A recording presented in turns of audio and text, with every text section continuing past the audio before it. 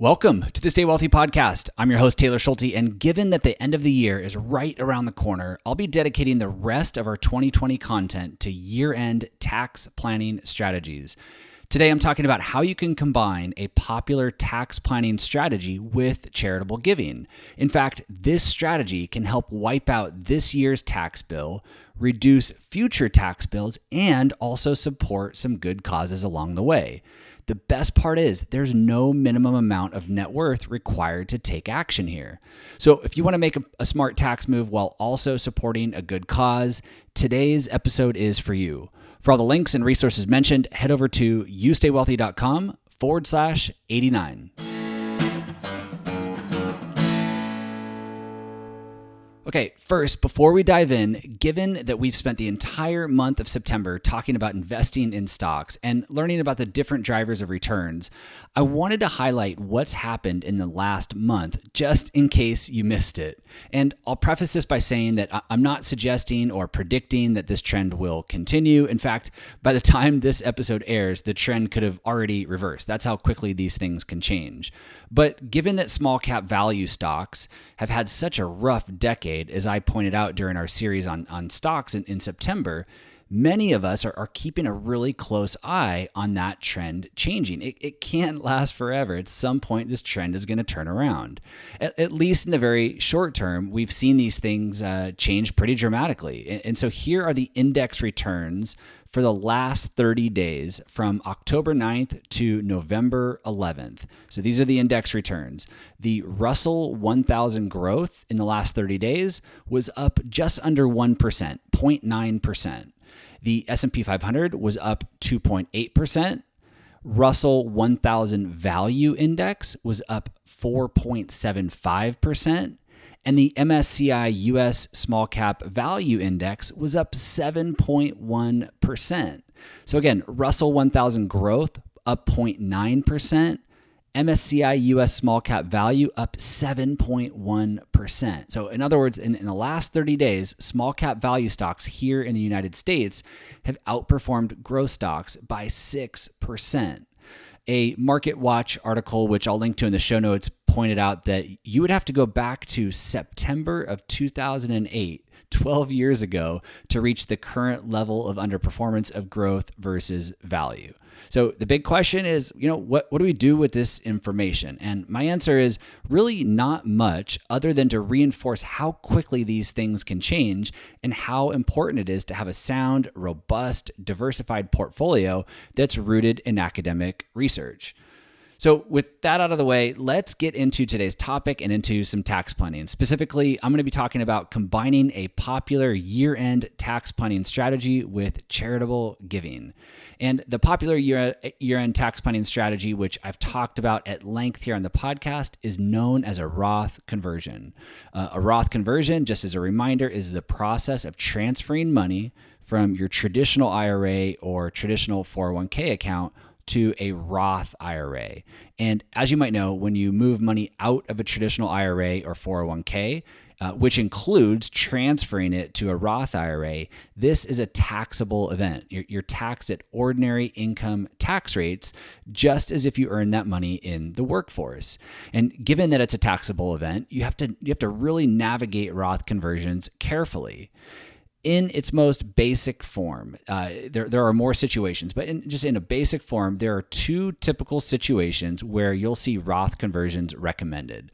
The first is a person under the age of 72 retires, loses their income, and drops into a low tax bracket. This gives them an opportunity to start getting money out of their traditional retirement accounts, their traditional IRAs, their traditional 401ks, gives them this opportunity to start getting out of those accounts before required minimum distributions kick in when they turn 70. We call the years between your retirement date and the year you turn 72, we call those your gap years. And your gap years provide some amazing tax planning opportunities, and Roth conversions are one of those opportunities. The second situation you'll often see Roth conversions recommended is a person in a 24% tax bracket or lower. Their income is relatively unchanged, but they still have room left in their existing tax bracket to add more income without jumping into the next higher tax bracket or tier. Just know that a careful analysis needs to be done when you do this to determine if filling up an existing tax bracket actually makes sense based on estimated future tax bills. So just be careful there, but that's another common strategy, is filling up an existing tax bracket. In general, Roth conversions, if done correctly, they help to lower your future tax bill. You're strategically paying taxes today at a lower rate than what you'll be forced to pay in the future via RMDs and when Social Security kicks in, and maybe pensions and other income. All those things kind of collide at age 72. And as I've said before, you can be in a much higher tax bracket, at age 72 than as a working professional. So doing these correctly, doing Roth conversions, can help lower that future tax bill. But here's the kicker. What if you could do a Roth conversion, lower that future tax bill, and avoid paying the current year taxes that you would normally expect to pay when pursuing this strategy? Yes, this is possible, and no, it's not too good to be true. However, there are two important caveats to know about before I share a real life example of how this can work. Number one, like any Roth conversion strategy, you do need to have cash or investments available outside of your retirement accounts to help pay that tax bill. So if you don't have money outside of those retirement accounts, it can be pretty tricky to do Roth conversions. Number two, you need to be charitably inclined to pursue the strategy that I'm going to talk about here shortly. You don't need to want to give away half your money to charity or anything like that, but you have to have some intention of charitable giving between now and the end of your life. So here's an example of how this works. This is technically a hypothetical example, but based on a real life potential situation, but still hypothetical, if you know what I mean here. So let's just call this hypothetical married couple, Tom and Linda. Tom and Linda are retired, living on the beach here in sunny San Diego, and they're worried about how much they're going to pay the IRS in retirement and through the end of their life. Quick side note here, if you've never projected your estimated lifetime tax bill from retirement until the end of your life, I highly recommend that you go through this exercise. And don't be surprised if you find out that you'll be paying the IRS 7 figures or more, even though you aren't working anymore. The good news here is there's a number of legal things that you can do to dramatically reduce that number. But I highly recommend, as a starting point, estimating that lifetime tax bill in retirement through the end of life. It's a really, really important exercise to go through. Okay, so going back to our example of Tom and Linda, again, they're retired, living on the beach in San Diego, and they're worried about how much they're going to pay the IRS in retirement. In 2020, they're projected to have gross income of $87,000. But since they have $27,000 in deductions, their taxable income this year is actually closer to $60,000. This puts their effective tax rate at 6.8% and creates a tax bill in 2020 of about $4,000. Given that they're in such a low tax bracket, they're naturally interested in a Roth conversion before the end of the year. And with some expert help, they landed on the recommendation of converting $75,000 from their traditional IRA account to a Roth IRA account. And a Roth conversion this year of $75,000 is going to cause their effective tax rate to more than double to 14.4%. So instead of owing about $4,000 this year, if they do this conversion, they're now going to be projected to owe the IRS about $19,500. And they, of course, like you and me, they don't like this spike in taxes, and they don't want to pay the IRS an additional $15,000. Fortunately, Tom and Linda they're generous people, and they like the idea of giving money to charity, just not today, maybe in 10 years, or maybe even at the end of their life. They're not sure on the timing, but they do like the idea of giving money to charity at some point. Given that, here's what they can do. They can do the Roth conversion, the $75,000 Roth conversion, and at the same time, or in the same year, they can contribute $75,000 to a donor-advised fund. By contributing $75,000, the same amount as the Roth conversion, by contributing that to a donor-advised fund as well, they're able to offset the taxes from their Roth conversion, and they're now back to an effective tax rate of 6.8%.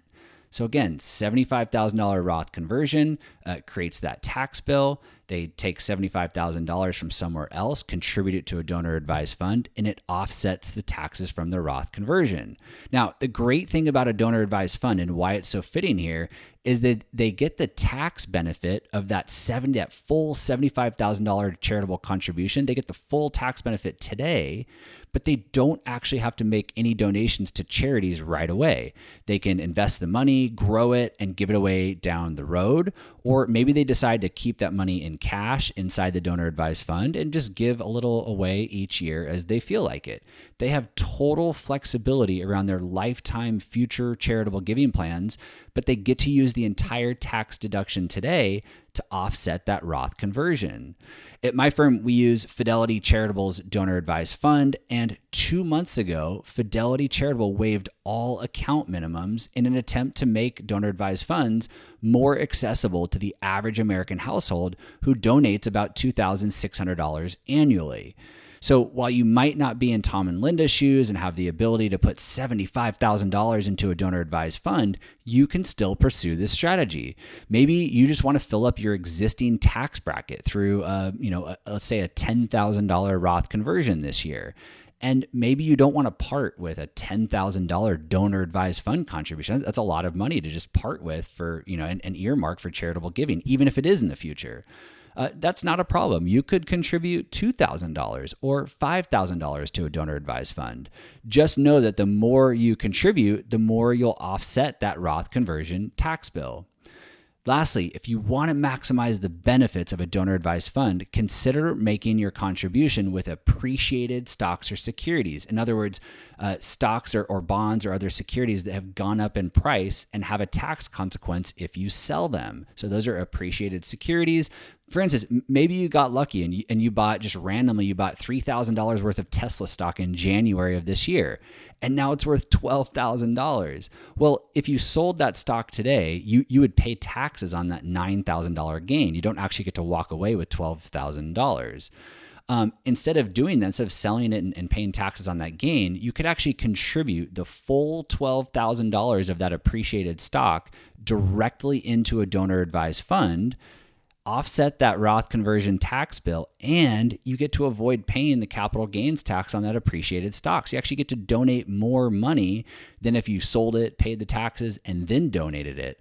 By doing this, by donating appreciated securities into the donor advised fund, it's a huge win. It's a win-win-win for everybody. In summary, consider pairing your year-end Roth conversions with a donor-advised fund contribution to offset the tax bill. Even better, contribute appreciated securities to the donor-advised fund if you want to maximize that tax benefit. There's just one thing here that I don't want you to do, and that is to follow this strategy if you're not already charitably inclined. In other words, don't give money to charity. Don't put money in a donor advised fund just to get a tax break here. That would not be a rational approach. Remember, you can process annual Roth conversions without pairing them with charitable giving. And if you do them correctly on an annual basis, this is still a wise long-term tax planning strategy. So you don't have to be charitably inclined to use Roth conversions. This is just one unique way to pair these things together to really maximize the tax benefits and achieve your long-term goals. For all the links and resources mentioned today, head over to youstaywealthy.com/89. Thanks so much for listening today, and I'll see you back here in 2 weeks.